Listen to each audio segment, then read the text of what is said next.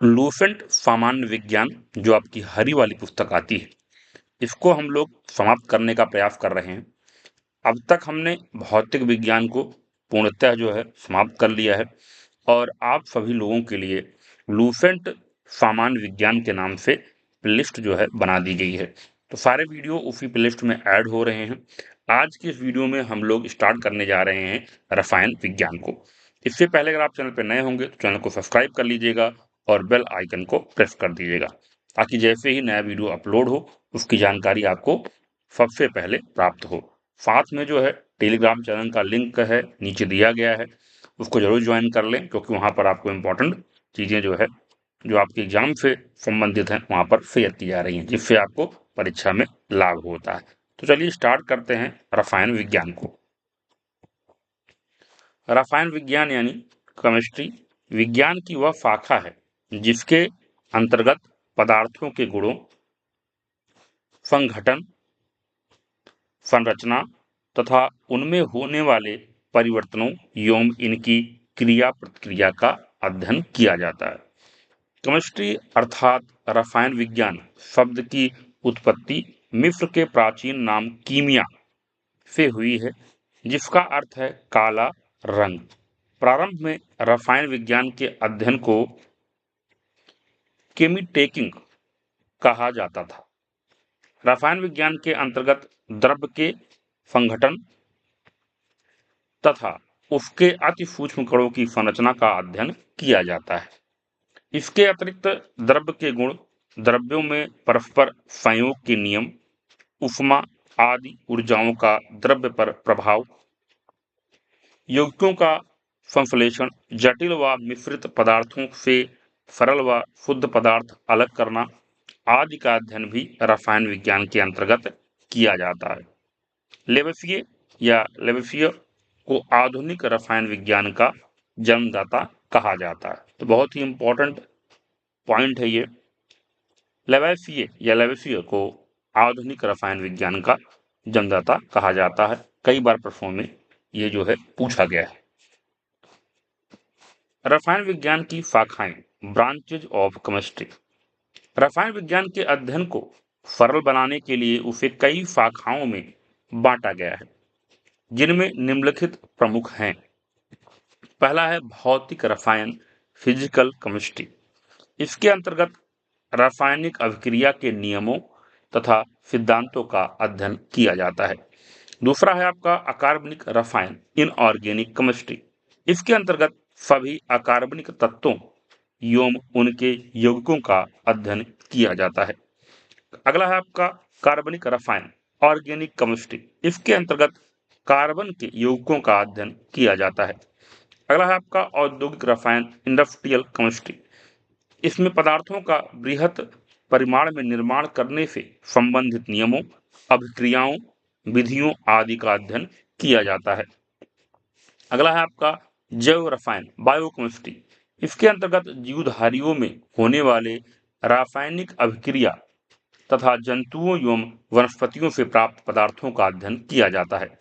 अगला आपका है कृषि रसायन, एग्रीकल्चर केमिस्ट्री। इसके अंतर्गत कृषि से संबंधित रसायन जैसे जीवाणुनाशक, मृदा के संगठन आदि का अध्ययन किया जाता है। अगला आपका है औषधि रसायन, मेडिसिन केमिस्ट्री। इसके अंतर्गत मनुष्य के प्रयोग में आने वाली औषधियां, उनके संगठन तथा बनाने की विधियों का अध्ययन किया जाता है। अगला है आपका विश्लेषित रसायन, एनालिटिक केमिस्ट्री। इसमें विभिन्न पदार्थों की पहचान, आयतन व मात्रा का अनुमापन किया जाता है। चलिए शुरुआत करते हैं भौतिक रसायन से। पहला चैप्टर है आपका पदार्थों की अवस्थाएं। द्रव्य एक सामग्री है जिसमें भार हो, जो स्थान ग्रहण करे, जो दबाव डाल सके एवं अवरोध उत्पन्न कर सके, जिसमें जड़ता का गुण हो, जिसकी अवस्था में ऊर्जा द्वारा परिवर्तन लाया जा सके, जो विभाजित किया जा सके तथा जिसके अस्तित्व का हम अपनी ज्ञानेंद्रियों के द्वारा अनुभव कर सकें। पदार्थ यानी सब्सटेंस, द्रव्य के विभिन्न प्रकार को पदार्थ कहते हैं। अतः पदार्थ एक विशेष प्रकार का द्रव्य है जो निश्चित गुण एवं संगठन वाला होता है, जैसे कागज, लकड़ी, मिट्टी, लोहा, मोम, जल, दूध, वायु, ऑक्सीजन, संगमरमर, चूना आदि। वस्तु यानी ऑब्जेक्ट एक पदार्थ या अनेक पदार्थों के मिश्रण से बनने वाली विशेष गुण वाली सामग्री को वस्तु यानी ऑब्जेक्ट कहते हैं। जैसे पुस्तक, पेंसिल, नाव, वायुयान, चाकू, ब्लेड, थाली, गिलास, पेंट, कमीज, अंगूठी आदि। नोट पॉइंट: संसार की सभी वस्तुएं द्रव्यों अर्थात पदार्थों से बनी हैं। आधुनिक विज्ञान में पदार्थ को दो प्रमुख प्रकार से विभाजित किया गया है। पहला, भौतिक अवस्था के आधार पर, उदाहरण ठोस, द्रव एवं गैस। और दूसरा है रासायनिक संगठन के आधार पर, उदाहरण तत्व, यौगिक एवं मिश्रण। पदार्थों की भौतिक अवस्थाएं, फिजिकल स्टेट ऑफ सब्सटेंसेस। भौतिक अवस्था के आधार पर पदार्थों को तीन वर्गों में बांटा गया है। ये तीन वर्ग कौन से हैं? पहला है आपका ठोस यानी सॉलिड, दूसरा क्या है द्रव यानी लिक्विड, तीसरा क्या है गैस। दूसरे शब्दों में पदार्थ इन्हीं तीन अवस्थाओं में रहते हैं। किसी पदार्थ की अवस्था ठोस, द्रव या गैस उसके अंतरा आणविक बल यानी इंटरमोलिकुलर फोर्स पर निर्भर करती है। ठोस यानी सॉलिड, ठोस पदार्थ की वह अवस्था है जिसमें उसके आकार एवं आयतन निश्चित होते हैं, जैसे कुर्सी, मेज, ईंट, पत्थर की मूर्ति, दवात, कलम, तांबा आदि। जब पदार्थ के अणुओं में परस्पर आकर्षण बल पृथक्कारी बल से प्रबल होता है तो पदार्थ ठोस अवस्था में रहता है। इस प्रकार ठोस पदार्थ के अणुओं में परस्पर आकर्षण बल सबल होता है। सबल आकर्षण बल के कारण ठोस पदार्थों के अणु घने रूप से संकुलित एक दूसरे से बिल्कुल चिपके हुए समीप होते हैं तथा उनकी स्थितियां निश्चित होती हैं। इन्हीं स्थितियों के इर्द गिर्द ये सिर्फ अपने अंतरा आणविक अंतराल में कंपन करते रहते हैं जब तक उन पर बाहर से कोई बल नहीं लगाया जाता। इसी कारण से ठोस पदार्थों के आकार और आयतन निश्चित होते हैं। ठोसों के कण आपस में अत्यधिक निकट होते हैं, इस कारण इनमें उच्च घनत्व और असंबुटिता होती है। ठोसों में कणों के उच्च क्रम में व्यवस्था को क्रिस्टल जालक कहते हैं, जिसके फलस्वरूप क्रिस्टलों की एक नियमित ज्यामिति आकृति होती है। बात करते हैं द्रव की, लिक्विड की। द्रव पदार्थ की वह अवस्था है जिसमें उसका आयतन निश्चित होता है परंतु आकार अनिश्चित होता है, जैसे दूध, पानी, तेल, शराब आदि। द्रव पदार्थ की सभी स्थितियों में ऊपरी सतह हमेशा समतल होती है। द्रव पदार्थों को बहने वाला द्रव यानी फ्लूइड भी कहते हैं। जब पदार्थ में आकर्षण बल पृथक्कारी बल से कुछ ही सबल होता है तो पदार्थ द्रव अवस्था में रहता है। इस तरह द्रव पदार्थ के अणुओं में परस्पर आकर्षण बल ठोस अवस्था की अपेक्षा कमजोर होता है। इसी कारण द्रव पदार्थों में अणु कम घने रूप में संकुलित होते हैं तथा ये गति करने के लिए स्वतंत्र हो जाते हैं, परंतु ये अणु पदार्थ के अंदर ही इधर उधर गति कर सकते हैं। द्रव पदार्थ के अणु ठोस पदार्थ की अपेक्षा दूर दूर रहते हैं, फिर भी इनके बीच की दूरी बहुत अधिक नहीं होती है। अतः द्रव पदार्थ अपना आकार आसानी से बदल सकते हैं परंतु उनका आयतन नहीं बदलता है। इसी कारण द्रव पदार्थ का आयतन निश्चित परंतु आकार अनिश्चित होता है। द्रव पदार्थ का घनत्व गैस से अधिक किंतु ठोस से कम होता है। तो दोनों पॉइंट नोट करिएगा। जो द्रव पदार्थ होते हैं उनका आयतन क्या होता है? निश्चित होता है, लेकिन आकार क्या होता है? अनिश्चित होता है। द्रव पदार्थ का घनत्व क्या होता है? गैस से अधिक होता है किंतु ठोस से कम होता है। अब बात करेंगे गैस की। गैस पदार्थ की वह अवस्था है जिसमें उसके आकार और आयतन दोनों अनिश्चित होते हैं, जैसे वायु, हाइड्रोजन, नाइट्रोजन, ऑक्सीजन, क्लोरीन आदि। गैस अवस्था में पदार्थ का न तो कोई आकार होता है और न कोई आयतन। गैसीय पदार्थ को जिस पात्र में रख दिया जाता है वह उसी का आकार एवं आयतन ग्रहण कर लेता है। गैस का कोई पृष्ठ तल नहीं होता है। गैस भी द्रव की भांति एक बर्तन से दूसरे बर्तन में ढाली जा सकती है। इसी कारण गैस को भी द्रव जैसा बहने वाला द्रव यानी फ्लूइड कहते हैं। जब पदार्थ के अणुओं में परस्पर आकर्षण बल पृथक्कारी बल की अपेक्षा काफी कमजोर होता है तो पदार्थ गैस अवस्था में रहता है। इस तरह गैसीय पदार्थ के अणुओं में परस्पर आकर्षण बल ठोस एवं द्रव पदार्थ दोनों की अपेक्षा में कमजोर होता है। काफी कमजोर आकर्षण बल के कारण गैसीय पदार्थ के अणु ठोस एवं द्रव पदार्थों के अणुओं की तुलना में एक दूसरे से काफी दूर दूर रहते हैं तथा सभी संभव दिशाओं में गति करने के लिए स्वतंत्र रहते हैं। इसी कारण गैसीय पदार्थ का न तो कोई निश्चित आकार होता है और न ही निश्चित आयतन। पदार्थों की भौतिक अवस्थाओं में परिवर्तन। एक ही पदार्थ तीनों भौतिक अवस्थाओं में रह सकता है। पदार्थ की तीनों भौतिक अवस्थाओं में अग्रांकित साम्य होता है। ठोस पदार्थ को अगर आप गर्म करेंगे तो आपको द्रव मिलेगा, द्रव को गर्म करेंगे तो गैसीय अवस्था मिलेगी। वहीं पर अगर आप गैसीय अवस्था को ठंडा करेंगे तो आपको द्रव अवस्था फिर से मिलेगी और वहीं पर द्रव अवस्था को अगर आप ठंडा करेंगे तो आपको ठोस मिल जाएगा। फिर से एक बार समझें, ठोस को हमने गर्म किया, हमें प्राप्त हुआ द्रव, द्रव को हमने गर्म किया, हमें प्राप्त हुई गैस, गैस को हमने ठंडा किया, हमें प्राप्त हुआ द्रव, द्रव को हमने ठंडा किया, हमें प्राप्त हुआ ठोस। पदार्थ की चौथी अवस्था प्लाज्मा एवं पांचवी अवस्था बोफ आइंस्टाइन कन्फेट है। ये भी इंपॉर्टेंट है। फोर्थ स्टेज क्या होती है? प्लाज्मा होती है और फिफ्थ स्टेज क्या होती है? बोफ आइंस्टीन कन्फेट। रासायनिक संगठन के आधार पर संसार के समस्त पदार्थों को तीन भागों में विभाजित किया जा सकता है: तत्व, यौगिक और मिश्रण। पहले बात करते हैं तत्व की, एलिमेंट की। तत्व वह मौलिक पदार्थ है जिसे किसी भी भौतिक या रासायनिक विधि द्वारा ना तो दो या दो से अधिक सर्वथा भिन्न गुणों वाले पदार्थों में विभाजित किया जा सकता है और ना ही दो या दो से अधिक पदार्थों के बीच संयोग कराकर संश्लेषित किया जा सकता है। दूसरे शब्दों में वह पदार्थ जो एक ही प्रकार के परमाणुओं से मिलकर बना होता है तत्व कहलाता है, एलिमेंट कहलाता है। इलेक्ट्रॉनिक संरचना के अनुसार तत्व वह पदार्थ है जिसके प्रत्येक परमाणु का नाभिकीय आवेश समान होता है। हाइड्रोजन, ऑक्सीजन, नाइट्रोजन, सोडियम, लोहा, तांबा, सोना, चांदी, प्लेटिनम आज तत्वों के प्रमुख जो है उदाहरण हैं। तत्व दो प्रकार के होते हैं। पहला आपका है धातु यानी मेटल, दूसरा है अधातु यानी नॉन मेटल।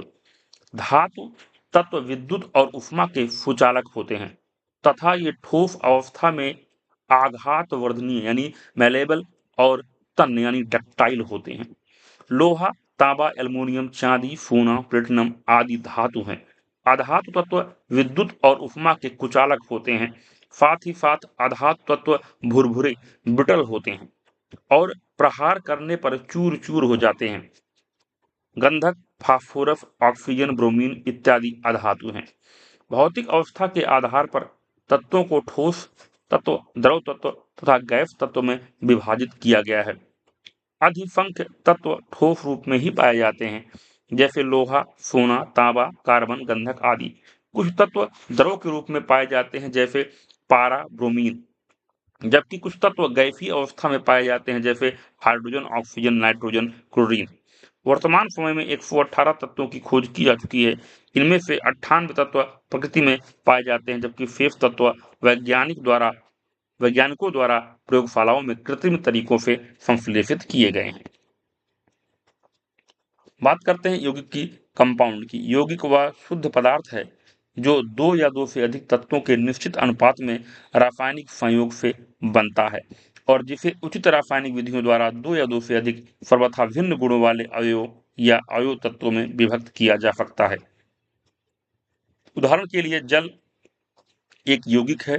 जल का प्रत्येक अणु हाइड्रोजन के दो परमाणुओं तथा ऑक्सीजन के एक परमाणु से मिलकर बना होता है। किसी भी स्रोत से प्राप्त शुद्ध जल या किसी भी विधि से निर्मित जल के प्रत्येक अणु में हाइड्रोजन एवं ऑक्सीजन के परमाणुओं का अनुपात सदैव 2:1 होता है। भार के विचार से यह अनुपात 1:8 होता है।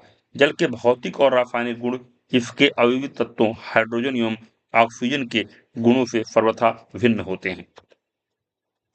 बात करते हैं हम लोग मिश्रण की यानी मिक्सचर की। मिश्रण वह अशुद्ध पदार्थ है जो दो या दो से अधिक शुद्ध तत्वों या यौगिकों या दोनों से किसी भी अनुपात में बिना रासायनिक संयोग से मिलने से बनता है। तथा जिसके अवयवी पदार्थों को सरल यांत्रिक या भौतिक विधियों द्वारा पृथक किया जा सकता है। उदाहरण, वायु अनेक गैसों एवं धूल कणों का मिश्रण है। वायु के अवयवी गैसों में नाइट्रोजन, ऑक्सीजन, कार्बन डाइऑक्साइड तथा जलवाष्प प्रमुख हैं। समुद्री जल कई लवणों का जल में मिश्रण है, जिसमें सोडियम क्लोराइड प्रमुख लवण है। पीतल, ब्रास, तांबा और जस्ता का मिश्रण होता है। मिश्रण के प्रकार, मिश्रण के अवयवी पदार्थों की प्रकृति तथा बने मिश्रण के गुण एवं संगठन के आधार पर मिश्रण दो मुख्य वर्गों में विभाजित किया गया है। पहला है आपका समांग मिश्रण, होमोजेनियस मिक्सचर। वह मिश्रण जिसके प्रत्येक भाग में उसके अवयवी पदार्थों का संगठन एवं गुण समान होता है, समांग मिश्रण कहलाता है। चीनी का जल में विलयन, नमक का जल में विलयन, गंधक का कार्बन डाई सल्फाइड में विलयन, अमोनिया गैस का हवा में विलयन आदि समांग मिश्रण के उदाहरण हैं। अगला है आपका असमांग मिश्रण, हेट्रोजीनियस मिक्सचर। वह मिश्रण जिसके विभिन्न भागों में उसके अवयवी पदार्थों का संगठन एवं गुण एक से नहीं होते, असमांग मिश्रण कहलाता है। लोहा एवं गंधक का मिश्रण, बालू एवं नमक का मिश्रण, खड़िया का जल में मिश्रण, धूल कण का हवा में मिश्रण आदि असमांग मिश्रण के उदाहरण हैं। सामान्यतः एक समांग मिश्रण के अवयवी पदार्थों को एक दूसरे से अलग करना एक समांग मिश्रण की तुलना में अधिक आसान होता है। Sorry for that. पदार्थ के अवयवी कण, अणु और परमाणु। अणु यानी मॉलिक्यूल, किसी पदार्थ, तत्व या यौगिक का वह शुद्धतम कण जो स्वतंत्र अवस्था में रह सकता है। परमाणु रासायनिक अभिक्रियाओं प्रतिक्रियाओं में भाग नहीं ले सकता है तथा जिसमें उस पदार्थ के सभी गुण विद्यमान रहते हैं, अणु कहलाता है। एक पदार्थ के सभी अणु हर प्रकार, द्रव्यमान, आकार, गुण आदि से एक दूसरे से सदृश होते हैं। इसके विपरीत किन्हीं दो पदार्थों के अणु एक दूसरे से सर्वथा भिन्न होते हैं। उदाहरण के लिए जल, H2O के सभी अणु सदृश होते हैं। जल के प्रत्येक अणु का सापेक्ष द्रव्यमान 18 होता है। इसके अणुओं के भौतिक तथा रासायनिक गुण, इनके आकार आदि पूर्णतः समरूप होते हैं। इसी प्रकार NaCl के सभी अणु सदृश होते हैं। नमक के प्रत्येक अणु का सापेक्ष द्रव्यमान 58.5 होता है तथा इसके सभी अणु आकार, गुण आदि में सदृश होते हैं, परंतु जल के अणु तथा नमक के अणु एक दूसरे से पूर्णतः भिन्न होते हैं। अणुओं के बीच लगने वाले आकर्षण बल को अंतर आणविक आकर्षण बल कहा जाता है। इसी बल के कारण पदार्थ के अनगिनत अणु ठोस एवं द्रव अवस्था में एक साथ जुड़े रहते हैं, परंतु पदार्थ को गैसीय अवस्था में बदल देने पर प्रत्येक अणु एक दूसरे से अलग हो जाते हैं। आगे बढ़ने से पहले यहाँ पर दो इंपॉर्टेंट चार्ट दिए हुए हैं, पहले उनको देखते हैं क्योंकि यहाँ से प्रश्न हर एग्जाम में बन ही जाता है। पृथ्वी पर पाए जाने वाले प्रमुख तत्व एवं उनका प्रतिशत दिया गया है। तत्व और भूपटल में परसेंटेज। ऑक्सीजन 46.71%, सिलिकॉन 27.69%, एल्युमिनियम 8.07%, लोहा 5.05%, कैल्शियम 3.65%, सोडियम 2.75%, पोटेशियम 2.58%, मैग्नीशियम 2.08%, अन्य 2.42%। तो इनको ऑर्डर में लगाने के लिए आता है, ठीक है, बहुत इंपॉर्टेंट चार्ट है। सामान्य मानव शरीर में तत्वों की औसत मात्रा क्या होती है? तत्व प्रतिशत, oxygen 65%, carbon 18%, hydrogen 10%, nitrogen 3%, calcium 2%, phosphorus 1%, potassium 0.35%, sulphur 0.25%, sodium 0.15%, chlorine 0.15%, magnesium 0.05%, लोहा 0.004%, अन्य तत्व 0.046%। तो मानव शरीर में ऑक्सीजन सबसे ज्यादा, फिर कार्बन, फिर आपका हाइड्रोजन, फिर आपका नाइट्रोजन, फिर आपका कैल्शियम, फिर आपका फास्फोरस, फिर आपका पोटेशियम, फिर सल्फर और फिर आपका सोडियम, ठीक है। इसके बाद के ऑर्डर है आपके क्लोरीन, मैग्नीशियम, लोहा और अन्य तत्व। बहुत इंपॉर्टेंट चार्ट है, ठीक है।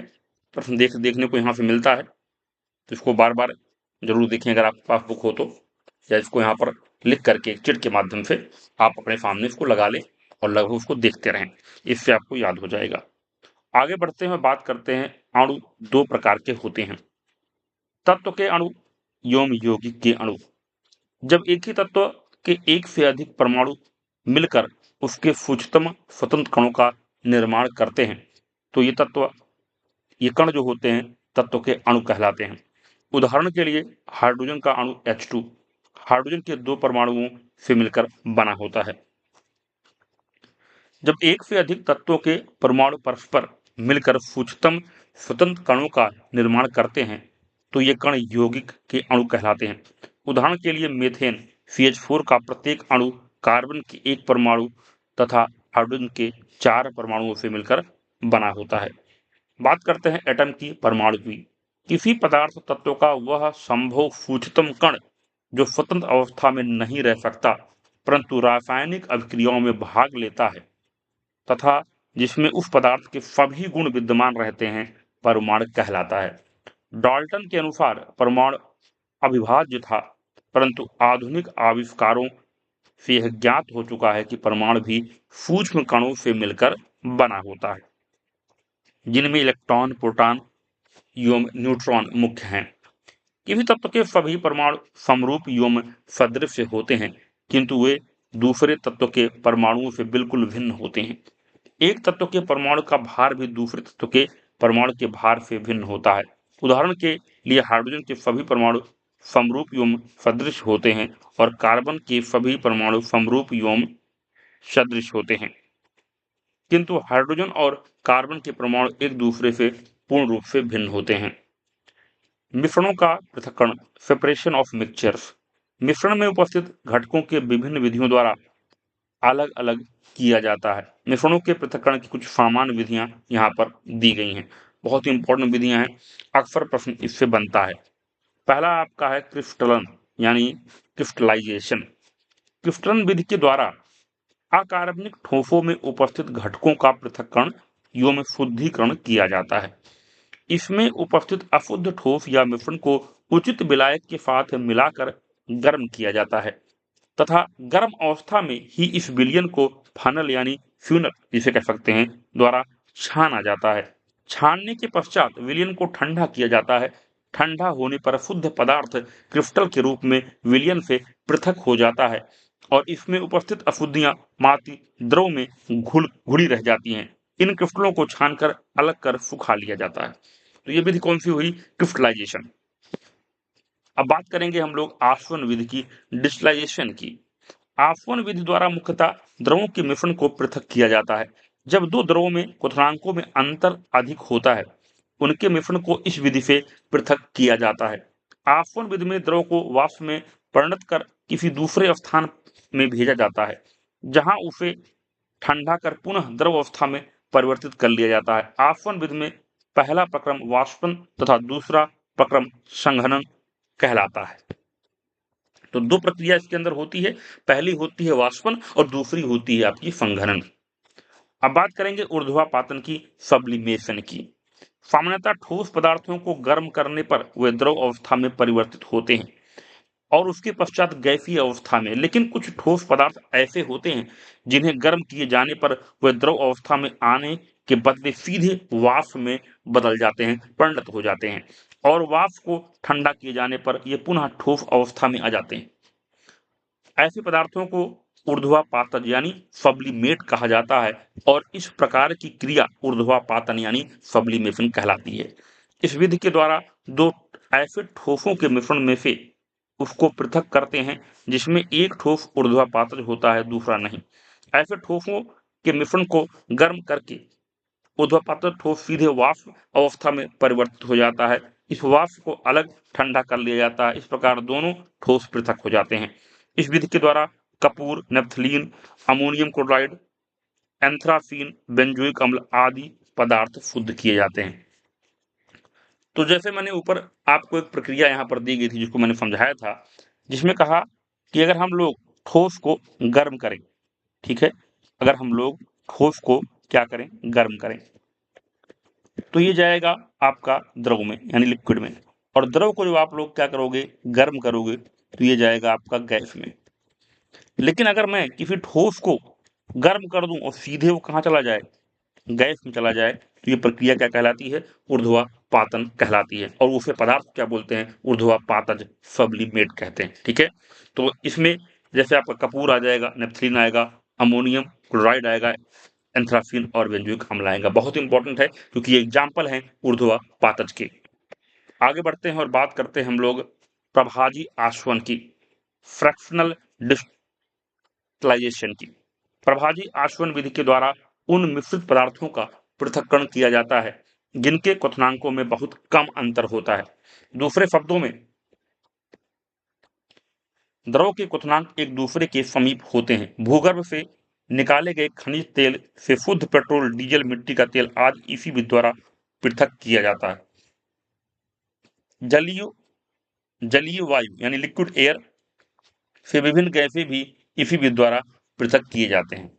अगला है आपका वर्ण लेखन यानी क्रोमेटोग्राफी।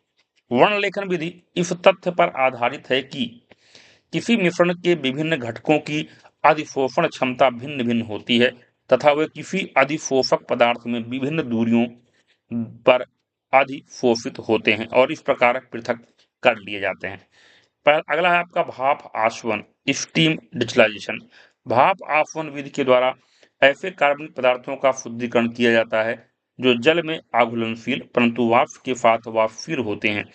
इस विधि के द्वारा विशेष रूप से उन पदार्थों का शुद्धिकरण किया जाता है जो अपने क्वथनांक पर अपघटित हो जाते हैं। कार्बनिक पदार्थों जैसे एसीटोन, मेथिल अल्कोहल, एस्टल्डिहाइड आदि का शुद्धिकरण भाप आसवन विधि द्वारा ही किया जाता है। अगला आपका जो चैप्टर है परमाणु द्रव्यमान इकाई एवं मोल संकल्पना।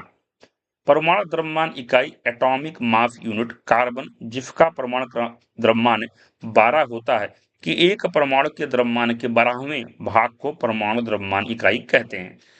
परमाणु द्रव्यमान एटॉमिक मास किसी तत्व का परमाणु द्रव्यमान एक संख्या है जो यह बतलाती है कि उस तत्व के एक परमाणु का द्रव्यमान कार्बन, जिसका परमाणु द्रव्यमान 12 होता है, के एक परमाणु के द्रव्यमान के 12वें भाग से कितना गुना भारी है। अर्थात परमाणु द्रव्यमान इज इक्वल्स टू तत्व के एक परमाणु का द्रव्यमान डिवाइड बाई 1/12 इंटू कार्बन 12 परमाणु का द्रव्यमान। सामान्य तत्व और उनके परमाणु द्रव्यमान का यहाँ पे चार्ट जो है दिया गया है। ठीक है, बहुत ही इंपॉर्टेंट चार्ट है, कुछ तत्व बहुत ज्यादा इंपॉर्टेंट होते हैं, सीधे प्रश्न यहाँ से बन जाता है। तो यहाँ पर तत्व दिया गया है, संकेत है इनका, परमाणु संख्या कितनी है और परमाणु द्रव्यमान कितना है। तो पहले बात करते हैं हाइड्रोजन की, इसका सिंबल H होता है और परमाणु संख्या 1 होती है, परमाणु द्रव्यमान 1.008। अगला है आपका हीलियम, सिंबल इसका कैपिटल H स्मॉल e है, परमाणु संख्या 2 है और परमाणु द्रव्यमान 4.003। लिथियम Li सिंबल हो गया, परमाणु संख्या 3 हो गई और परमाणु द्रव्यमान 6.940। बेरिलियम Be परमाणु संख्या 4, परमाणु द्रव्यमान 9.013। बोरोन कैपिटल B सिंबल, परमाणु संख्या 5, द्रव्यमान 10.82। कार्बन C परमाणु संख्या 6 और परमाणु द्रव्यमान 12.011। नाइट्रोजन परमाणु संख्या 7, द्रव्यमान 14.006। ऑक्सीजन O सिंबल हो गया, 8 परमाणु संख्या, द्रव्यमान 15.999। फ्लोरीन कैपिटल F सिंबल हो गया, 9 परमाणु संख्या, द्रव्यमान 19। नियॉन Ne सिंबल आपका 10 परमाणु संख्या, परमाणु द्रव्यमान 20.183। सोडियम Na परमाणु संख्या 11, द्रव्यमान 22.989। मैग्नीशियम Mg परमाणु संख्या 12, द्रव्यमान 24.32। एल्युमिनियम Al परमाणु संख्या 13, द्रव्यमान 26.97। सिलिकॉन Fi परमाणु संख्या 14, द्रव्यमान 28.09। फास्फोरस P परमाणु संख्या 15, द्रव्यमान 30.98। सल्फर F परमाणु संख्या 16, द्रव्यमान 32.064। क्लोरीन Cl परमाणु संख्या 17, द्रव्यमान 35.453। आर्गन Ar परमाणु संख्या 18, द्रव्यमान 39.944। पोटेशियम K परमाणु संख्या 19, द्रव्यमान 39.09। कैल्शियम Ca परमाणु संख्या 20, द्रव्यमान 40.08। मैग्नीज Mn परमाणु संख्या 25, द्रव्यमान 54.94। लोहा Fe परमाणु संख्या 26, द्रव्यमान 55.847। तांबा Cu परमाणु संख्या 29, द्रव्यमान 63.546। जस्ता Zn परमाणु संख्या 30, द्रव्यमान 65.38। ब्रोमीन Br, परमाणु संख्या 35, द्रव्यमान 79.916। चांदी Ag, परमाणु संख्या 47, द्रव्यमान 105.880। टिन Fn, परमाणु संख्या 50, द्रव्यमान 118.50। सोना Au, परमाणु संख्या 79, द्रव्यमान 196.9665। फीफा Pb, परमाणु संख्या 82, द्रव्यमान 207.21। अब हम बात करेंगे मोल की। मोल किसी पदार्थ के परमाणु, अणु तथा आयन की निश्चित संख्या को व्यक्त करता है। यह संख्या 6.022 इंटू 10 की पावर 23 है। संख्या 6.022 इंटू 10 की पावर 23 को मोल को प्रकट करता है, जो एवोगाड्रो संख्या भी कहते हैं इसको। अतः मोल पदार्थों के कणों की एवोगाड्रो संख्या भी व्यक्त करता है। ठीक है, और एवोगाड्रो संख्या इसका मान कितना है? 6.022 इंटू 10 की पावर 23। ठीक है, बहुत इंपॉर्टेंट है। बात करते हैं एवोगाड्रो संख्या की, एवोगाड्रो नंबर की। किसी तत्व के 1 ग्राम परमाणु यानी 1 मोल में उपस्थित परमाणुओं की संख्या 6.022 इंटू 10 की पावर 23 होती है तथा किसी पदार्थ, तत्व या यौगिक के 1 ग्राम अणु 1 मोल में उपस्थित अणुओं की संख्या भी इतनी ही अर्थात 6.022 इंटू 10 की पावर 23 होती है। इस संख्या को एवोगाड्रो संख्या कहते हैं। इसे प्रायः कैपिटल एन द्वारा प्रदर्शित या सूचित किया जाता है। Capital N is equals to 6.022 into 10 की पावर 23। अगला चैप्टर आपका है परमाणु संरचना। जॉन डाल्टन ने 1803 ईस्वी में परमाणु सिद्धांत का प्रतिपादन किया, जिसके अनुसार परमाणु अविभाज्य होता है। लगभग पूरी 19वीं शताब्दी तक यह माना जाता रहा कि परमाणु अविभाज्य है, परंतु 19वीं शताब्दी के आखिरी दशक में वैज्ञानिकों ने प्रमाणित कर दिया कि परमाणु विभाज्य है तथा परमाणु की एक निश्चित आंतरिक संरचना होती है। आधुनिक अनुसंधानों के ने ये जो है प्रमाणित कर दिया कि परमाणु कई प्रकार के अति सूक्ष्म कणों से बना होता है, जिनमें इलेक्ट्रॉन, प्रोटॉन और न्यूट्रॉन प्रमुख हैं। सभी तत्वों के परमाणु को निर्मित करने वाले इन कणों को मौलिक कण यानी फंडामेंटल पार्टिकल्स कहा जाता है। परमाणु और अणु। परमाणु एटम। परमाणु किसी तत्व का वह छोटा से छोटा कण है जो किसी भी रासायनिक अभिक्रिया में भाग ले सकता है, परंतु स्वतंत्र अवस्था में नहीं रह सकता। अगला आपका है अणु यानी मॉलिक्यूल। किसी तत्व या यौगिक का वह छोटा से छोटा कण जो स्वतंत्र अवस्था में रह सकता है, अणु कहलाता है। परमाणु के मौलिक कण। पहला है इलेक्ट्रॉन।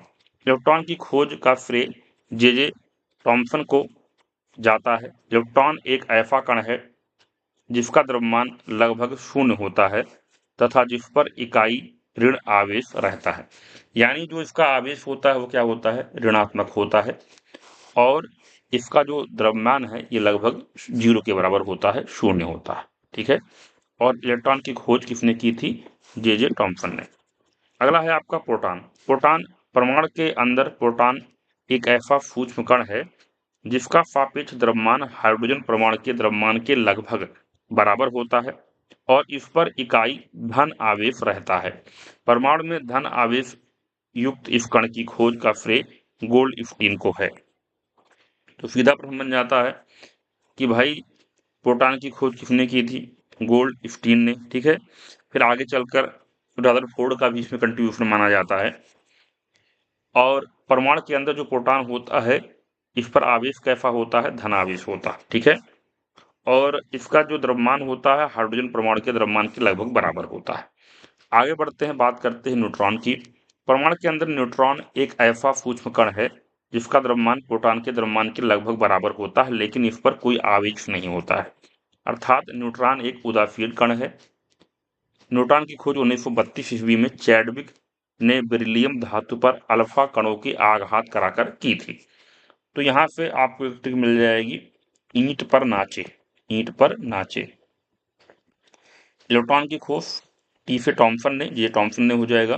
प्रोटॉन की खोज आपका हो जाएगा रदरफोर्ड या गोल्डस्टीन, और नाचे न्यूट्रॉन की खोज चैडविक ने। तो 1932 में जो है न्यूट्रॉन की खोज चैडविक के द्वारा की गई थी। कैसे की गई थी? बेरिलियम के धातु पर उन्होंने अल्फा पार्टिकल का जो है बमबारी करवाई थी, आघात करवाई थी। ठीक है, और न्यूट्रॉन कैसा कण होता है? उदासीन कण होता है। इसका मतलब क्या है? इस पर कोई आवेश नहीं होता है। आगे हम बात करते हैं रदरफोर्ड का नाभिकीय सिद्धांत क्या था। रदरफोर्ड न्यूक्लियर थ्योरी 1911 में आई थी।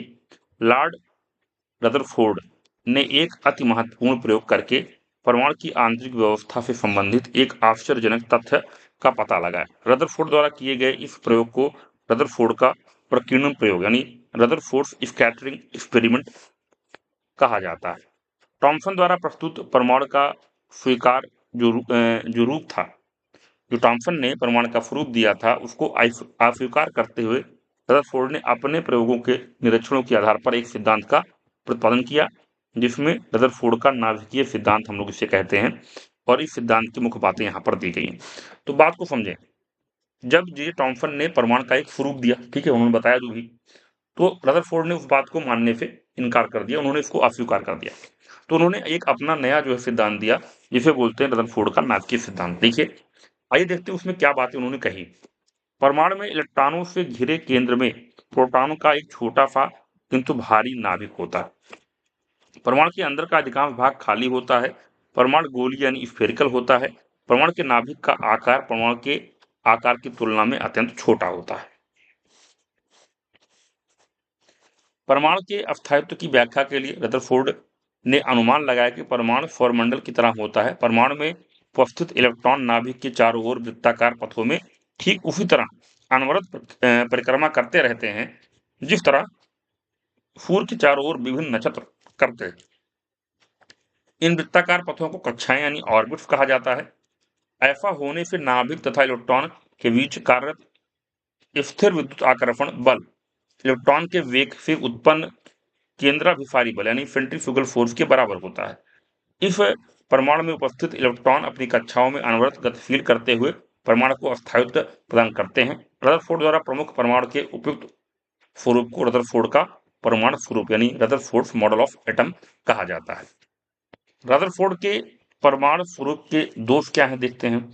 परमाणु के इस मॉडल की सबसे महत्वपूर्ण त्रुटि इसके अस्थायित्व से संबंधित है। दूसरा, रदरफोर्ड का परमाणु मॉडल यह नहीं स्पष्ट करता कि नाभिक के चारों ओर इलेक्ट्रॉन निश्चित कक्षाओं में चक्कर लगाते हैं या यत्र लगाते हैं। तीसरा, तत्व के परमाणु से प्राप्त वर्णपट यानी एटॉमिक जो स्पेक्ट्रा है, इसमें अस्पष्ट रेखाएं प्राप्त होती हैं, जो इस बात की पुष्टि करती हैं कि परमाणु से उत्सर्जित होने वाली विकिरण असतत होती है। रदरफोर्ड के परमाणु मॉडल के आधार पर परमाणु वर्णपट की अस्पष्ट रेखाओं के निर्माण की व्याख्या करना संभव नहीं है। ठीक है, आगे हम बात करेंगे प्लैंक के सिद्धांत की। प्लैंक का क्वांटम सिद्धांत, प्लैंक क्वांटम थ्योरी। सन 1901 में प्लैंक ने तप्तकाली वस्तुओं से उत्सर्जित विभिन्न कंपनावृत्तियों वाली प्रकाश ऊर्जा के अध्ययन के लिए एक सिद्धांत का प्रतिपादन किया। इस सिद्धांत के अनुसार किसी वस्तु में प्रकाश और ऊष्मा जैसी विकिरण ऊर्जा का उत्सर्जन या अवशोषण सतत नहीं होता, बल्कि असतत रूप से छोटे छोटे पैकेट्स यानी समवेष्ट में होता है। इन छोटे समवेष्टों को क्वांटम कहते हैं। एक क्वांटम की ऊर्जा को निम्नलिखित समीकरण के द्वारा प्रस्तुत किया जाता है। E is equals to H nu, जहां पर एच क्या है? प्लैंक स्थिरांक है। न्यू क्या है? विकिरण की कंपनावृत्ति है। ई क्या है? क्वांटम की ऊर्जा। बोर का परमाणु मॉडल, बोर्स एटॉमिक मॉडल क्या कहता है?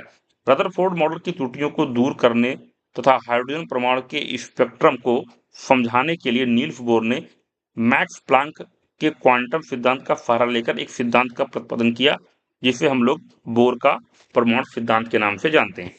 इस सिद्धांत की मुख्य बातें क्या हैं, आइए देखते हैं। नाभिक के चारों ओर चक्कर लगाने वाले इलेक्ट्रॉन अनिश्चित कक्षाओं में परिभ्रमण नहीं करते, बल्कि ये कुछ चुनी हुई अनुमेय कक्षाओं में ही परिभ्रमण करते हैं। जब कोई इलेक्ट्रॉन किसी स्थिर कक्षा में रहकर नाभिक के चारों ओर परिभ्रमण करता है, तो इस क्रिया में उससे ऊर्जा का ह्रास नहीं होता। कुछ ऊर्जा का अवशोषण करके इलेक्ट्रॉन नाभिक के किसी निकट वाली कक्षा से दूर वाली कक्षा पर कूदता है। जब वह दूर वाली कक्षा से किसी भीतर स्थित कक्षा पर कूदता है, तो इस क्रिया में कुछ ऊर्जा का उत्सर्जन होता है। ऊर्जा का उत्सर्जन होने पर विद्युत चुम्बकीय किरणें निकलती हैं और ऊर्जा का अवशोषण होने पर इन किरणों का अवशोषण होता है। पॉइंट नंबर 4, अनुमेय कक्षा यानी परमिसिबल ऑर्बिट्स हुए हैं जिनके लिए कोणीय संवेग का मान h/2 का पूर्णांक अपवर्त होता है, अर्थात mvr=nh/2, जहां पर m क्या है, इलेक्ट्रॉन का द्रव्यमान है, r क्या है, अनुमेय कक्षा की त्रिज्या है, न्यू क्या है, इलेक्ट्रॉन का वेग है, v जो है इलेक्ट्रॉन का वेग है, h क्या है, प्लैंक स्थिरांक है, n क्या है, फेलों की संख्या है।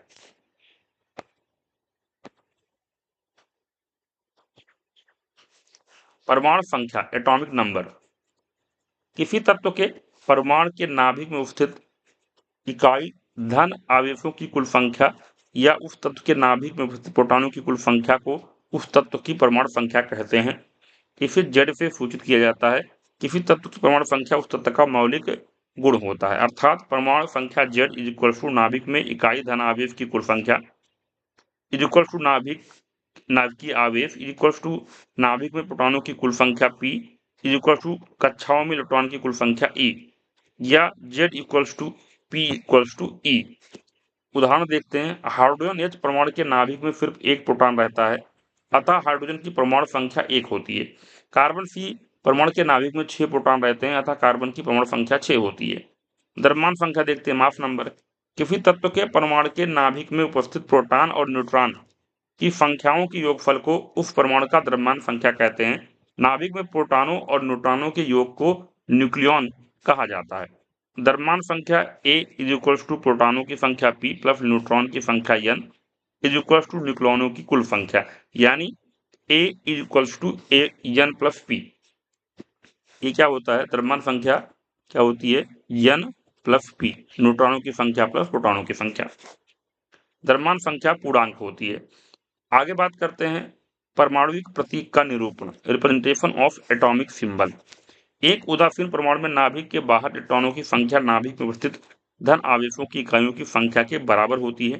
किसी उदासीन परमाणु X के प्रतीक का निरूपण इस प्रकार से किया जाता है। X यहाँ पे लिखा जाएगा Z और ऊपर लिखा जाएगा A, जहां पर A क्या है, A आपका हो जाएगा मास नंबर, ठीक है, मास नंबर जिसे हम लोग बोलते हैं द्रव्यमान संख्या, ठीक है।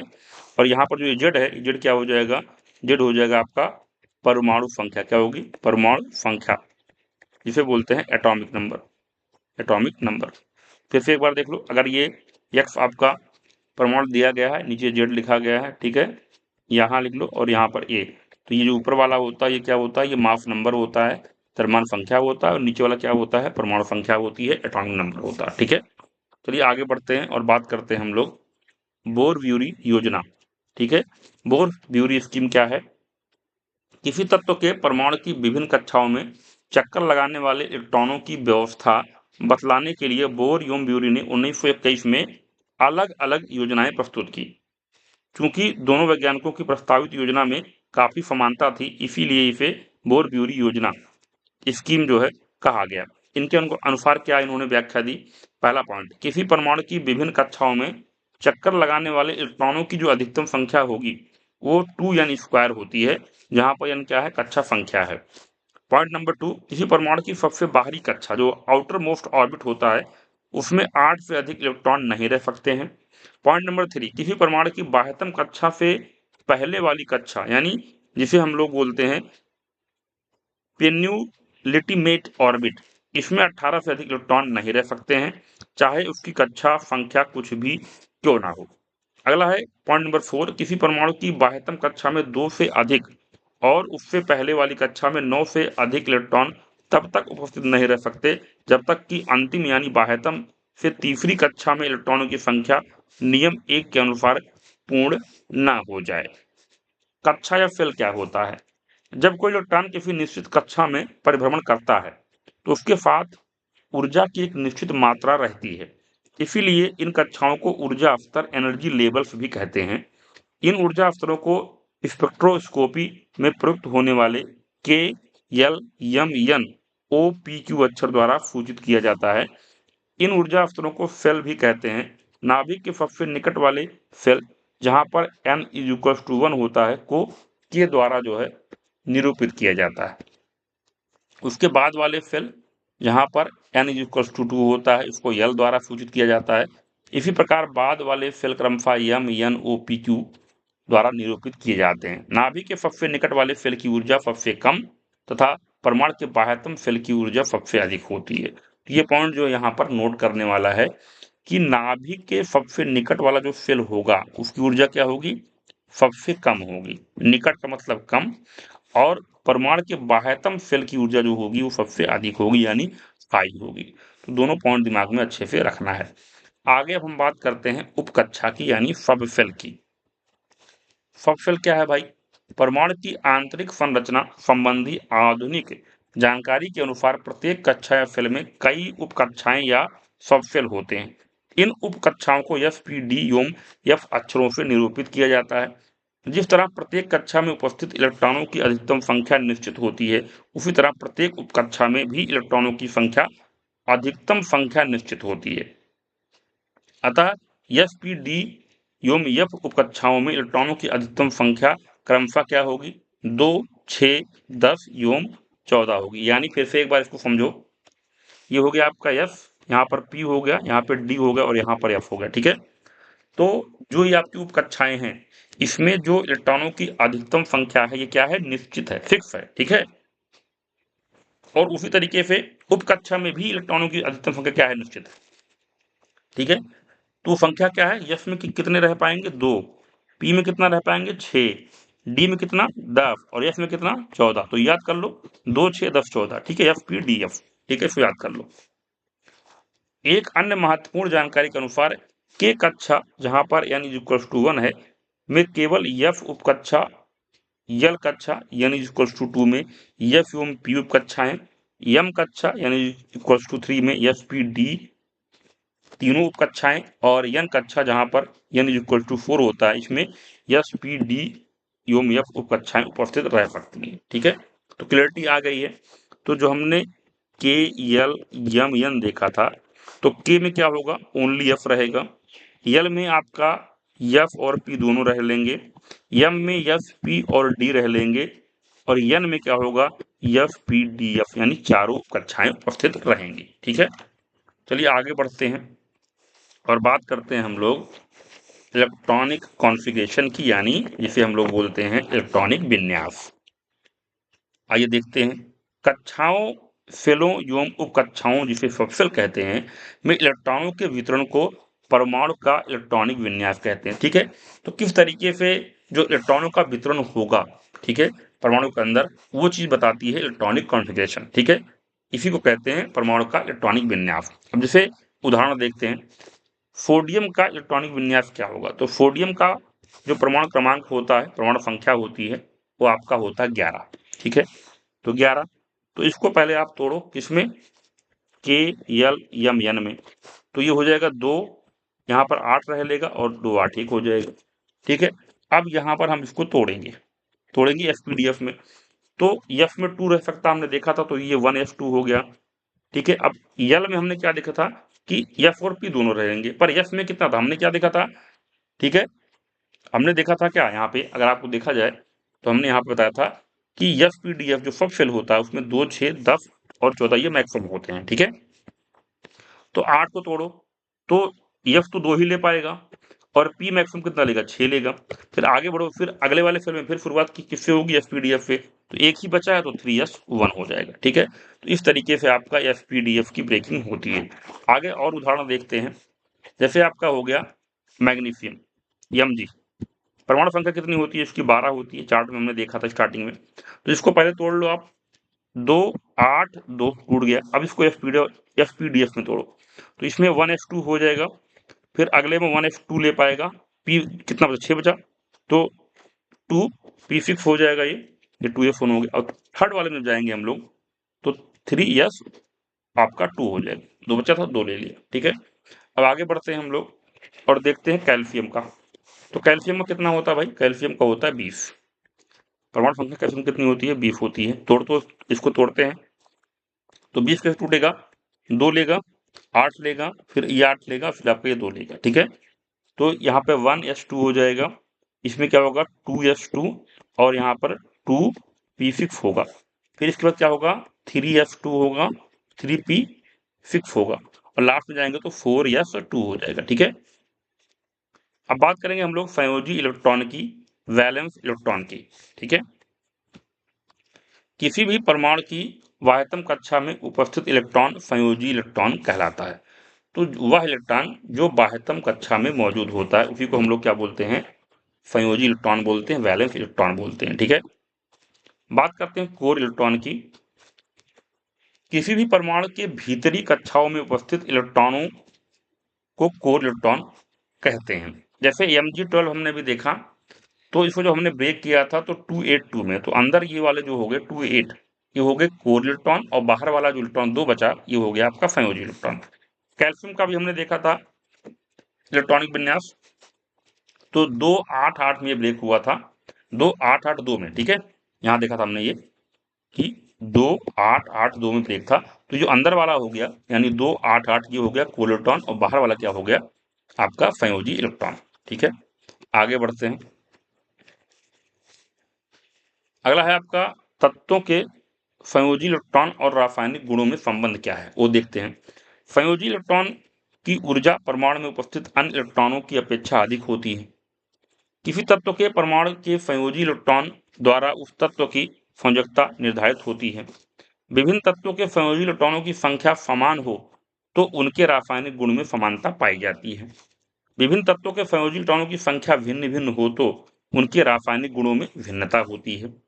किसी तत्व के संयोजी इलेक्ट्रॉनों की संख्या आवर्त सारणी में उस तत्व की वर्ग संख्या के बराबर होती है। संयोजी इलेक्ट्रॉन का महत्व क्या है? पॉइंट नंबर 1, रासायनिक अभिक्रिया में परमाणु के संयोजी इलेक्ट्रॉन ही भाग लेते हैं। पॉइंट नंबर 2, किसी परमाणु के संयोजी इलेक्ट्रॉनों की संख्या द्वारा उस तत्व की संयोजकता निर्धारित होती है। किसी तत्व के परमाणु में विद्यमान संयोजी इलेक्ट्रॉनों की संख्या आवर्त सारणी में उस तत्व की वर्ग संख्या के बराबर होती है। किसी तत्व के परमाणु के संयोजी सेल की संख्या आवर्त सारणी में उस तत्व का आवर्त निर्धारित करती है। किसी तत्व की रासायनिक प्रकृति उसके परमाणु में विद्यमान संयोजी इलेक्ट्रॉन की संख्या पर निर्भर करती है। अब बात करेंगे ऑफ-बाउ सिद्धांत की। ठीक है, ऑफ-बाउ प्रिंसिपल। सब सेलों में इलेक्ट्रॉनों का क्रमिक प्रवेश ऑफ-बाउ सिद्धांत कहलाता है। इसकी उत्पत्ति एक जर्मन मुहावरा ऑफ-बाउ प्रिंजिप से हुई है, जिसका अर्थ है एक एक करके जोड़ने का सिद्धांत, बिल्डिंग अप प्रिंसिपल जिसको बोलते हैं। ऑफ-बाउ सिद्धांत निम्नलिखित नियमों पर आधारित है। पॉइंट नंबर 1, जिस सबसेल के लिए n+1 का मान न्यूनतम होता है, इलेक्ट्रॉन पहले उसी में प्रवेश करता है। फिर से एक बार सुनो, जिस सबसेल के लिए n+l का मान क्या होगा, न्यूनतम होता है, इलेक्ट्रॉन पहले उसी में प्रवेश करता है। जब दो सबसेल के लिए n+l का मान एक ही रहता है, तब इलेक्ट्रॉन उस सबसेल में प्रवेश करता है जिसके लिए n का मान कम हो, जहां n और l क्रमशः मुख्य क्वांटम संख्या तथा दिगंशी क्वांटम संख्या है। ऑफ-बाउ सिद्धांत के आधार पर सबसेलों की ऊर्जा का स्तर का क्रम एक बार देख लो। ठीक है, तो 1s से ज्यादा होगी 2s की, 2s से ज्यादा होगी 2p की, फिर 2p से ज्यादा 3f की, फिर 3p की, फिर 4f की, फिर आपका 3d की आ जाएगी, फिर 4p, फिर 5f की आएगी, फिर 4d की आएगी, फिर 5p की आएगी, फिर 6f, फिर आपका 4f, फिर आपका 5d, फिर आपका 6p, फिर 7f, और लास्ट में क्या होगा 5f। क्रोमियम यानी Cr, तांबा यानी Cu, सिल्वर यानी Ag और सोना गोल्ड यानी Au का वास्तविक इलेक्ट्रॉनिक विन्यास ऑफ-बाउ नियम के आधार पर लिखे गए इलेक्ट्रॉनिक विन्यास से थोड़ा भिन्न होता है, अलग होता है। यानी एक तरीके से ये क्या है, ऑफ-बाउ का अपवाद हो गए, Cr, Cu, Ag, Au। ठीक है, बात करते हैं क्वांटम संख्याओं की, क्वांटम नंबर्स की। क्वांटम संख्याएं वो संख्याएं हैं जो किसी इलेक्ट्रॉन की स्थिति तथा उसकी ऊर्जा की जानकारी देता है। किसी इलेक्ट्रॉन की स्थिति और उसकी ऊर्जा जानने के लिए निम्नलिखित 4 तथ्यों का ज्ञान अनिवार्य है। पहला, इलेक्ट्रॉन का कोष। दूसरा है उस कोष में वह किस सबकोष में है। तीसरा, उस सबकोष में वह किस कक्षक में है। चौथा, उस कक्षक में उसका चक्रण किस प्रकार है। क्वांटम संख्या 4 प्रकार की होती है। पहला है आपका मुख्य क्वांटम संख्या, नाभिक से इलेक्ट्रॉन ऑर्बिटल की औसत दूरी, एवरेज डिस्टेंस, और इलेक्ट्रॉन की औसत ऊर्जा को सूचित करती है। इसे n द्वारा सूचित किया जाता है, जिसका मान 1, 2, 3 इत्यादि कोई भी पूर्णांक हो सकता है, किंतु शून्य नहीं। n का मान एक इलेक्ट्रॉन की सामान्य अवस्था, नॉर्मल स्टेट को बताता है। अगला है आपका दिगंशी क्वांटम संख्या। नाभिक के चारों ओर इलेक्ट्रॉन के कोणीय संवेग को प्रकट करता है। इसे यल से सूचित किया जाता है। यन के किसी मान के लिए यल का मान 0 से लेकर n माइनस यल तक कुछ भी हो सकता है। n equals to 1 L0, n equals to 2 L01, n equals to 3 L0, 1 और 2, n equal to 4 L equals to 0, 1, 2 और 3। अगला है आपका चुंबकीय क्वांटम संख्या। अंतराकाश में इलेक्ट्रॉन के कक्षा तल के अभिविन्यास की जानकारी देता है। इसे यम द्वारा सूचित किया जाता है। इसका मान यल के प्रत्येक मान के लिए -1 से लेकर +1 तक हो सकता है। इसका मान जो है 0 भी होता है। यदि यल इक्वल्स टू 0, यम क्या होगा? 0 होगा। यल इक्वल टू 1, यम -1, 0 + 1 हो सकता है। यल इक्वल टू 2, यम -2, -1, 0 + 1 + 2 आदि हो सकता है। यम के पूर्ण मान की संख्या क्या होती है? 2l + 1 होती है। तो फार्मूला क्या निकल के आया? 2l + 1। ये क्या है? यम का पूर्ण मान है। यन के किसी मान के लिए यम के कुछ मानों की संख्या n² भी होती है। ठीक है, आगे हम बात करते हैं चक्रण क्वांटम संख्या की। परमाणु में इलेक्ट्रॉन के चक्रण को बताता है। इसे F से सूचित किया जाता है। इसके दो मान होते हैं, +1/2 तथा -1/2। अगला है पाउली का अपवर्जन सिद्धांत, पाउलीज एक्सक्लूजन प्रिंसिपल। पाउली का अपवर्जन सिद्धांत यह बतलाता है कि एक ही परमाणु में उपस्थित दो इलेक्ट्रॉनों की चारों क्वांटम संख्याएं सदृश नहीं हो सकती। अतः यदि दो इलेक्ट्रॉनों की n, l और m के मान एक ही हों तो उनमें से एक के लिए f का मान +1/2 तथा दूसरे के लिए -1/2 होगा। यहाँ पर एक चार्ट दिया गया है, बहुत ही इंपॉर्टेंट चार्ट है ये। क्वांटम संख्या का प्रतीक है तथा कुछ ज्ञान दिए गए हैं, तथ्य ज्ञान। मुख्य क्वांटम संख्या स्मॉल n से दिखाएंगे। इलेक्ट्रॉन का ऊर्जा स्तर ये बतलाता है। अगला है दिगंशी क्वांटम संख्या, इसको स्मॉल l से दिखाते हैं। इलेक्ट्रॉन का उपकोष दिखाता है ये। चुंबकीय क्वांटम संख्या, इसको स्मॉल m से शो करते हैं। ये इलेक्ट्रॉन का कक्षक होता है।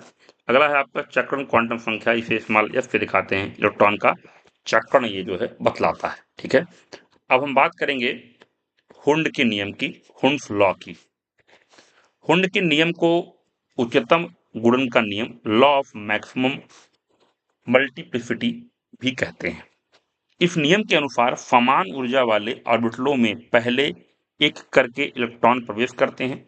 इसके बाद इसमें से किसी में जब दूसरा इलेक्ट्रॉन प्रवेश करता है तब उस ऑर्बिटल के लिए ये दोनों इलेक्ट्रॉन विपरीत चक्रण स्पिन वाले होते हैं। दूसरे शब्दों में ऋण आवेश से आवेशित इलेक्ट्रॉनों में एक दूसरे से यथासंभव दूर रहने की प्रवृत्ति होती है। किसी कक्षक में इलेक्ट्रॉन तभी युग्मित होते हैं जब किसी उपकोष की सभी कक्षकों में एक इलेक्ट्रॉन हो जाता है। अगला है आपका ऑर्बिटल।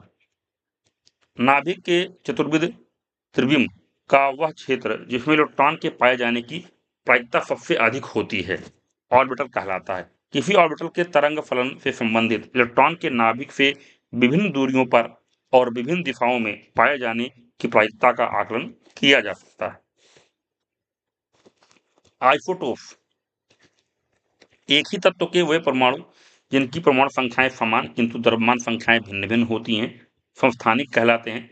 किसी तत्व के विभिन्न संस्थानों की परमाणु संख्या समान होने का कारण यह है कि उनके नाभिकों में प्रोटॉनों की संख्या समान होती है किंतु उनके नाभिकों में न्यूट्रॉनों की संख्या भिन्न भिन्न होती है। उसी कारण उनकी द्रव्यमान संख्याएं भी भिन्न भिन्न होती हैं। उदाहरण देखते हैं, हाइड्रोजन के 3 समस्थानिक होते हैं जिनकी परमाणु संख्या 1 किंतु उनकी द्रव्यमान संख्याएं 1, 2, 3 होती हैं। पहला है आपका 1H1 प्रोटियम, दूसरा है 1H2 ड्यूटेरियम, तीसरा है 1H3 ट्राइटियम। हाइड्रोजन के इन 3 समस्थानिकों के परमाणु में एक प्रोटॉन और एक इलेक्ट्रॉन रहते हैं किंतु इसमें न्यूट्रॉनों की संख्या क्रमशः 0, 1 और 2 होती है। कार्बन के 2 समस्थानिक होते हैं जिनकी परमाणु संख्या 6 तथा द्रव्यमान संख्या 12 और 14 होती है, C612 और C614। समस्थानिकों के गुण, समस्थानिकों के निम्नलिखित गुण होते हैं। पहला, किसी तत्व के सभी समस्थानिकों के भौतिक गुण प्रायः भिन्न भिन्न होते हैं। किसी तत्व के सभी समस्थानिकों के रासायनिक गुण एक जैसे होते हैं। किसी तत्व के सभी समस्थानिक आवर्त सारणी में एक ही स्थान जो है ग्रहण करते हैं। किसी तत्व के सभी समस्थानिकों के परमाणुओं में इलेक्ट्रॉनों की संख्या समान होती है। नोट पॉइंट, समस्थानिक यानी आइसोटोप एक ग्रीक भाषा का शब्द है जिसका अर्थ है एक समान स्थान। आइसो मतलब समान, टोस का मतलब होता है स्थान। हाइड्रोजन ही एकमात्र ऐसा तत्व है जिसके सभी समस्थानिकों के अलग अलग नाम हैं। पोलोनियम सर्वाधिक समस्थानिकों वाला तत्व है। हाइड्रोजन का समस्थानिक ट्राइटियम 1H3 रेडियो सक्रियता का गुण प्रदर्शित करता है। अगला है आपका समभारिक आइसोबार्स, वह तत्व जिनकी द्रव्यमान संख्याएं एक ही हैं किंतु परमाणु संख्याएं भिन्न भिन्न होती हैं, समभारिक कहलाते हैं। समभारिकों की परमाणु संख्या में भिन्नता का कारण उन तत्वों के नाभिकों में प्रोटॉनों की संख्या का भिन्न भिन्न होना है। समभारिक एक ग्रीक भाषा का शब्द है जिसका अर्थ है समान भारी। आइसो का मतलब समान, बार्स का मतलब होता है भारी।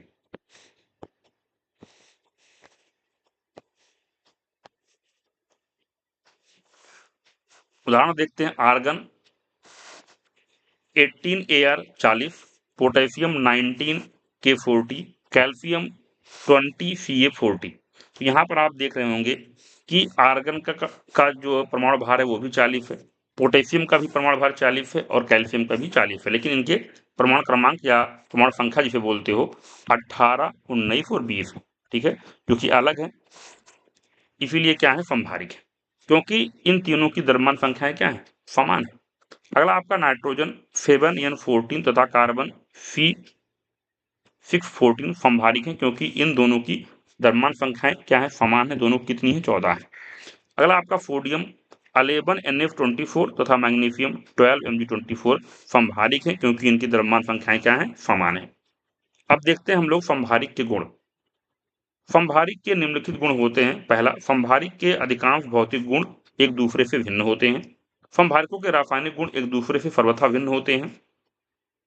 समभारिकों के वे भौतिक गुण एक समान होते हैं जो परमाणु द्रव्यमान पर निर्भर करते हैं। रेडियो सक्रिय तत्वों के बीटा कणों के उत्सर्जन से समभारिक बनते हैं। अगला है आपका सम न्यूट्रॉनिक आइसोटोन्स, वह तत्व जिनकी परमाणु संख्या एवं द्रव्यमान संख्या दोनों भिन्न भिन्न हो किंतु जिनके नाभिक में न्यूट्रॉनों की संख्या समान हो, सम न्यूट्रॉनिक कहलाते हैं। उदाहरण देखते हैं, पहला है फास्फोरस P1531 तथा सल्फर F1430 सम न्यूट्रॉनिक हैं क्योंकि इनमें से प्रत्येक के नाभिक में 16 न्यूट्रॉन है। वेनेडियम 23V51 तथा क्रोमियम 24Cr52 भी सम न्यूट्रॉनिक हैं क्योंकि इन दोनों के नाभिक में न्यूट्रॉनों की संख्या 28 है। अगला है आपका सम इलेक्ट्रॉनिक आइसोइलेक्ट्रॉनिक, वह आयन जिनमें इलेक्ट्रॉनों की संख्या समान होती है सम इलेक्ट्रॉनिक आयन कहलाते हैं, जैसे Na+, Mg++, F- आदि सम इलेक्ट्रॉनिक आयन है क्योंकि इनमें से प्रत्येक में इलेक्ट्रॉनों की संख्या कितनी है, 10 है। ठीक है,